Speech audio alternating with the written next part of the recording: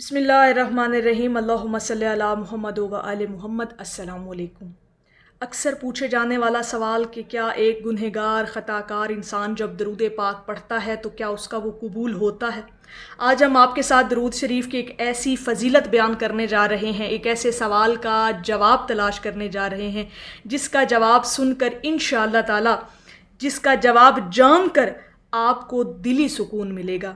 सबसे पहली बात ये कि दरूद पाक हर हाल में एक मकबूल अमल है। पहली बात तो आपको जहन में ये बिठा लेनी है। अक्सर ये सवाल किया जाता है कि जी देखें, इंसान ख़ता का पुतला है, इंसान से गलतियां सरजद होती रहती हैं, इंसान से ख़ताएं सरजद होती रहती हैं, लेकिन उसके जहन में ये सवाल भी अक्सर आता है कि अगर मैं एक ख़ताकार इंसान हूँ और मैं साथ दरूद पाक भी पढ़ रहा हूँ तो क्या वो मेरा कबूल हो रहा है या नहीं। तो इसी बात का जवाब हम आपको इंशाअल्लाह ताला ऐसे अंदाज से देंगे कि आपकी रूह सरशार हो जाएगी। दरूद पाक एक ऐसा अजीम अमल, एक ऐसी खूबसूरत इबादत, एक ऐसा अहम तरीन वर्द और वजीफ़ा और ज़िक्र है जो अल्लाह रब्बुल इज़्ज़त की बारगाह में हर हाल में कबूल होता है। दरूद पाक का अमल किसी का भी रद्द होता ही नहीं। दरूद पाक आप हर हाल में पढ़ सकते हैं और वो आपका कबूल होता है। दरूद शरीफ हर हाल में कबूल है। अल्लाह ताला ने दरूद पाक की कबूलियत को किसी ख़ास तसव्वुर या कैफियत के साथ मशरूत नहीं फरमाया। असल चीज़ दिल का इखलास है। कैफियतें और ये रूहानी लज्जतें ये अल्लाह पाक की तरफ से अता होती हैं और जब वो चाहे जिसे चाहे अता फरमा देता है। इसलिए अगर आज कोई ख़ास कैफियत महसूस नहीं होती, आपको ये लगता है कि जी हम ख़ताकार इंसान हैं, गुनहगार इंसान हैं, तो शायद हमें वो जो है वो रूहानी लज्जत महसूस नहीं हो रही, हमें कोई अपना कुछ बदलता हुआ नज़र नहीं आ रहा। चूँकि हम दरूद पाक पढ़ रहे हैं तो पता नहीं हमारा दरूद पाक कबूल भी हो रहा है या नहीं। अक्सर ये इंसान के जहन में सवाल आता है ना, तो इस लिहाज से आपको हरगिज़ भी मायूस नहीं होना, बल्कि मोहब्बत और अदब के साथ दरूद पाक आपको पढ़ते रहना है। पहली बात तो मैंने आपको क्लियर कर दी, अपने जहन में बिठा लें कि दरूद शरीफ हर हाल में कबूल होता है। किसी भी इंसान का, किसी भी शख्स का ये रद्द होता ही नहीं। अल्लाह रब्बुल इज़्ज़त की बारगाह में ये अमल हर हाल में कबूल है। आप जैसे भी पढ़ रहे हैं, जिस तरह से भी पढ़ रहे हैं, दरूद पाक आपका कबूल ही कबूल है। उसके बाद अल्लाह ताला के यहाँ कोई भी मुखलिस अमल ज़ाया नहीं जाता। अगर आप दिल से मोहब्बत के साथ आपकी ज़ुबान पर जारी कर दिया गया है ना दरूद पाक, तो पहली तो ये ही बहुत बड़ी सआदत मंदी है ना। तो इस सआदत मंदी को इस तसव्वुर के साथ आप लें कि अल्लाह पाक आपके गुनाहों को मिटाना चाहता है, अल्लाह पाक आपको हिदायत देना चाहता है, अल्लाह पाक आपको अपने हबीब का कुर्ब अता करना चाहता है। तभी तो उसने आपको दरूद पाक के ज़िक्र के सफ़र पर लगा दिया है। ये गुमान रखा करें अपने जहन में, बजाय आप नेगेटिव कुछ सोचें। ऐसा कुछ नहीं सोचना कि मैं गुनहगार हूँ, मैं ख़ताकार हूँ, तो मेरा पढ़ा हुआ दरूद कबूल भी हो रहा है या नहीं। ऐसा नहीं कुछ सोचना। ये सोचें कि अल्लाह पाक ने आपको कितनी बड़ी सआदत अता कर दी है। ठीक है जी। और जब आप इखलास के साथ, खलूस नीयत के साथ कोई भी अमल करते हैं तो अल्लाह रब्बुल इज़्ज़त के यहाँ ज़रूर कबूल होता है। और दरूद पाक की बरकत से आहिस्ता आहिस्ता आपके दिल में सुकून उतरता है, नूर उतरता है, रोशन होता है आपका कल्ब, मोहब्बत रसूल सल्लल्लाहु अलैहि वसल्लम और कुर्बे इलाही में इजाफ़ा होता जाता है। हम दरूद पाक की कैफियत हासिल करने के लिए जो है आप अपने अंदर इखलास पैदा करें, बजाय इस तरह की नेगेटिव थॉट्स रखने के अपने अंदर खुलूस पैदा करें, अपने अंदर मोहब्बत पैदा करें और अल्लाह की रज़ा हासिल करने के लिए दरूद पाक को हमेशा अपनी ज़िंदगी में शामिल रखें। क्योंकि इस अमल की सबसे बड़ी कबूलियत जो है ना जी, वो आपका इखलास है। आपकी नीयत का खालिस होना, आपकी नीयत में हजूर अलैहिस्सलातु वस्सलाम की मोहब्बत का इजहार करना होना बहुत ज़रूरी है।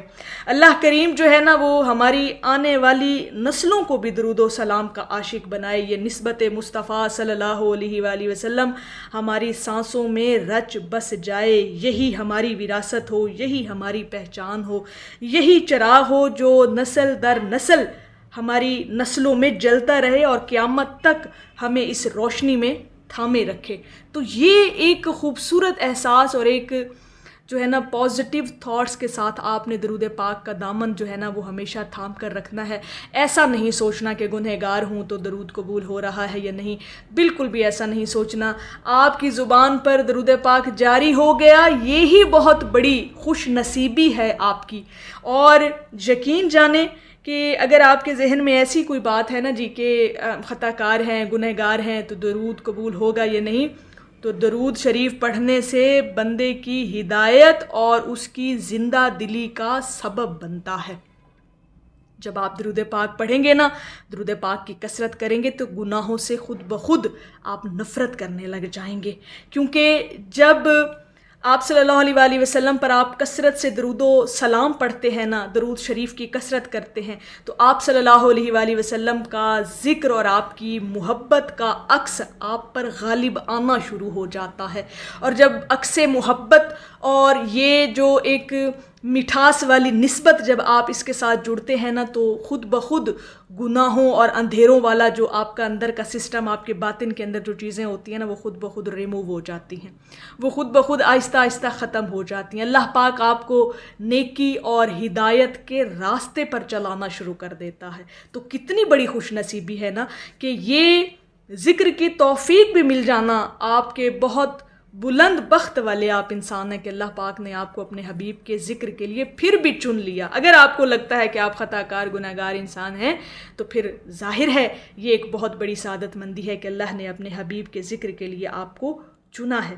تو ہمیشہ اس بات کو ذہن میں رکھ لیں کہ آپ کا درود پاک ہر حال میں قبول ہے اور اللہ پاک اپنے حبیب کا ذکر ہر حال میں قبول فرماتا ہے. یہ کبھی بھی کسی بھی شخص کا رد نہیں ہوتا. آپ چاہے صرف لبوں سے، صرف زبان سے ہی اس میں محمد صلی اللہ علیہ وآلہ وسلم کا ذکر کرتے رہتے ہیں نا، تو وہ پھر بھی آپ کا قبول ہوتا ہے.